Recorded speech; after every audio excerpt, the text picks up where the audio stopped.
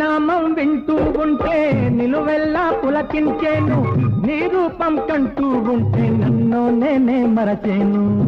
హే గీతా నాదా, నీ నామం వింటూ ఉంటే నిలువెల్లా పులకించేను, నీ రూపం కంటూ ఉంటే నన్ను నేనే మరచేను. గారాల వాళ్ళ మారాము చెయ్యొద్దు, బైరాగిని అనుకోవద్దు, నేను ఆ నేనే నేను.